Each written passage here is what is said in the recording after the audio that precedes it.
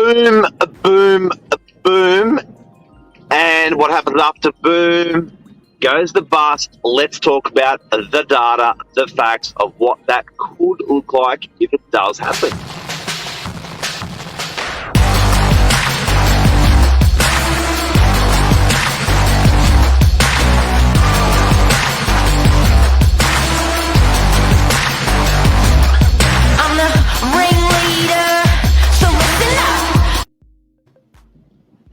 Hello, sir. Billy Drury, the old man in a young man's body. How are you this morning? I'm good. Although I did have a shocking weekend shopping for moving out of home belongings. And can I say, not only is it a waste of money, but you just get a whole new appreciation for what your parents have done for the last 18 years. It's only just begun, mate. It's a shocker. It's not something to look forward to, I'll tell you that much. You got your insurance, you got your food, you got your... It just keeps going. But it'll be fine. Yeah, it will be fun. But we're in the midst of World War III here, Mark. And there's a lot of people that are quite nervous. A lot of tension in the air. And we're playing some behind-the-scenes music this morning. Feeding the Ducks is its name. And we're just here to calm people down. Relax. Raj has sent through a graph and there's something on the news for us. House prices fall in Sydney, CBA predicts. Yeah, there's a lot. There's a huge amount of news. If you just go through a scroll, which I'm sure, a lot of people do, Mark. I did myself. And nearly every second article was about the cash rate rising, the economy. There's a lot of speculation. There's a lot of different opinions out there. But this morning, we're on to talk about what a bus Lisa says I'm echoing. You're echoing. Yeah. Give me another. If I'm still echoing, write the message in there again, please. But let's have a chat about this property market. Every single time the interest rates have gone up historically, they've gone up in a raging market. So what I mean by that is people have made a bucket load of money, and then the bank has tried the government has tried to slow the property market down, and then they put rates up. Well, let's not forget about the first half of what I just said. People have made a lot of money. Okay, Billy, you take over with the graph. I'm going to come back in a second. I'm going to cut out and come back. Okay. Bye. All right. So we've got a graph for you this morning to show what's happened in the last 12, 24 months and then compared to history. I'm going to share the screen now for you, and we are going to talk about it. Okay, here we go. I feel like this is like a little online lesson without Mark. So the last 12 months, there's obviously been huge growth in the market. 22% is what this graph shows. Mark's coming back in. Hello, Mark. Hey, bud. We're talking about graphs, numbers. Let's crunch the data. Let's crunch it. Let's talk about the facts. It's only if I'm still echoing, kids. I was just saying what's happened in the last 12 months, 22% growth. We haven't seen that since the GFC, since we came back from what people at the time thought was the end of the world. No, that wasn't the GFC. 2000. Sorry, it's not. I was looking at that one as GFC. But you can see what has happened in the last 12 months compared to the GFC. There's been a huge amount of growth in the market. But even when that fell to pieces back then, it eventually came back up. So I've only ever bought in the peaks as well, which is pretty embarrassing. But when you're selling from peak to peak, you're still double. When you're selling from bust to bust, you're still double. But there you go, guys. Have a look at that. So the first one there was post World War II. Amazing amount of growth. The second one was recession. Just before that, and then you've got 2021 COVID. Okay, now what I want everyone to focus on here when we're reading the data. Have a look at, see how it says zero. See what the 0% is. See that 0%. Anything above that line is growth. That's your flat line there. Think of it like a heartbeat. So anything above 0% is property prices went up that year. Anything below that 0%, property prices went down that year. So when you have a look at, so the question that's on everyone's lips that we're talking about is, if where are we going on that graph next year? And then if you have a look at when they did go off that graph, 1950, it went sub 20%, but the year before it was up 111%. It's still up 81% over the 2 years. When you've absorbed the boom and absorbed the bust, still up. So next one. Up how much percent? I can't say that. 29% growth. Yeah, and drop maybe 5 if that. Not a lot. 5 if that. Okay, great. So let's move over to the third example, which is our latest property boom. Up how much in South Wales last year? We're up 22. So if you go bust and you go off the history of the last 2 booms and 2 busts, what do you reckon? Well, there's a lot more of busting to go before we even get back to breaking even. Put it that way. Yeah. Like, the market's got to come off a huge amount. We've seen, maybe buyers' numbers have dropped back. Maybe the market's cooled off or leveled out, whichever way you want to put it. But it's certainly not come back 22%. Absolutely not. Billy. You're frozen. Oh, I'm going to restart again. Okay.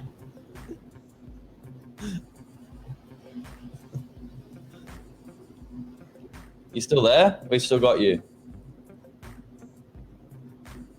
I'm going to remove Mark. There we go. Okay.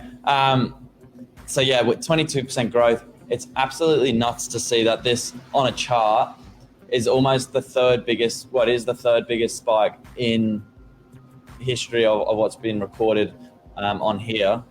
Compared to the post World War II, it looks tiny, but against everything else in history, GFC, all the other booms and busts, as Mark said, buying in the peaks, selling in the peaks, you still end up making money.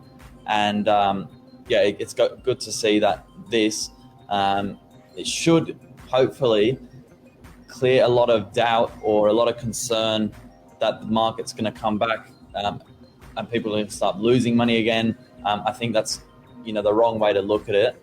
Mark said that a lot of people have made huge amount of money recently. Having second thoughts about interest rates going up, cash rate going up, those are only signs of people trying to slow the market. And the government's only doing this in healthy economic times. It's not the other way around, where everyone's getting slaughtered and then they start killing everyone else with increased fees and things like that.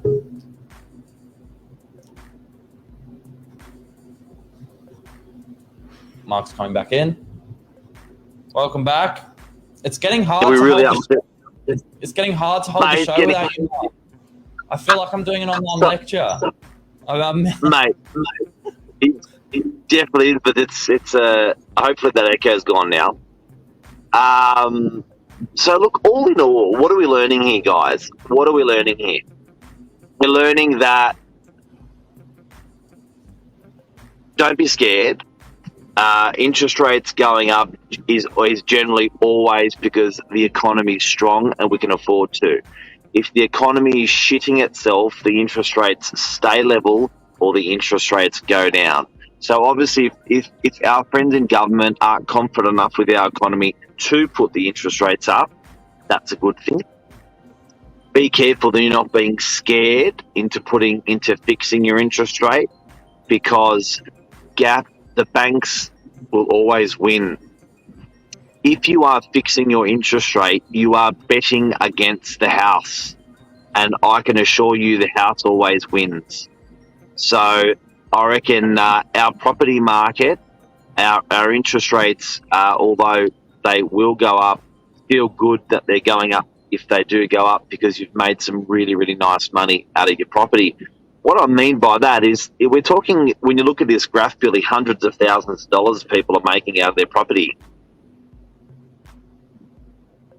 Yeah. So I thought you were going on with that. Yeah, I was saying whilst you were out, it's good to see that this is the third biggest,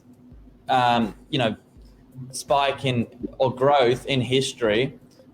And against World War II, it looks tiny, but in relation to everything else people have been worried about over the years, it's just another little up and down, another little blip.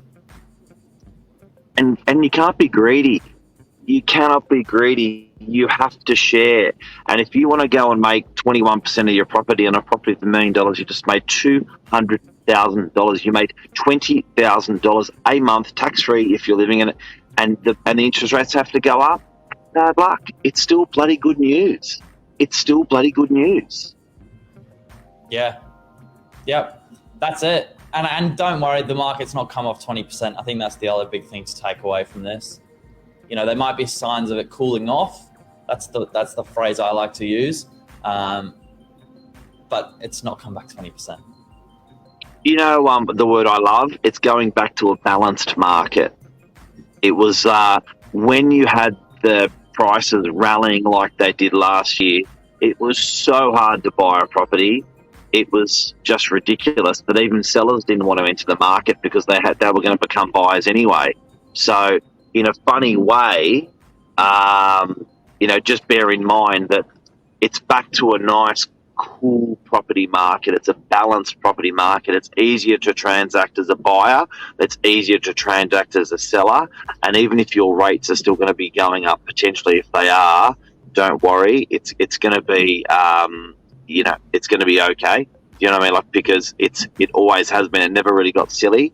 And I think there's a lot more measures compared to where we were economically 10 or 20 or 50 years ago. We have that by the throat a lot harder these days because of data. Before you had to, for banks to get data to come back on what's happening, they would need a quarter or a year to read the market and read the data, But now everything's so instant in the digital world. There's a lot more controls and measures and infrastructure in place to make sure that financially things are good. So, I'm not. My point is that I'm not scared or I'm not worried about that future when I see that sort of graph of property growth, and I'll see that sort of graph about corrections in the market, and we talk about interest rates. And let's face it, the response time from government when things really hit the fan has been so good in recent months. They've been able to stand in when things have gone bad, people are out of work, and if this goes the same way and the interest rates go up and people start defaulting on mortgages, they have time to fix it, Mark. It's like you say, it's a lot more, it's a lot quicker, the data's all there, and their response time is just, hugely different to what it would have been back post-World War II days. Maybe that's why it came back so fast, who knows? Absolutely, and it's not fun and it's not roses. Like, we've gone into a massive hole, deficit-wise, owing money-wise. But if you look at if you look at life post the recession, which was that on the graph, and you look at life post World War II, I'm sure it was that same environment, but people do really come together in hard times, and they really do bind and work together. So you've seen that through COVID, that people have been, I reckon, a lot more gentle on each other, a lot more understanding. So I think we're in a nice place to build and mend the country in those like those last two booms that we saw. Good times. That's it. Do not be scared. Thanks, guys. Don't be scared. And you know what? Data doesn't lie. Just read that data. And it's not like we haven't done it before. We've been through booms before. We've been through world wars and stuff like that, and huge economy corrections before. And, I think just go back on history. That's it. See you guys. Have a good day. Thanks, Billy. See you, mate. Bye-bye. Ciao.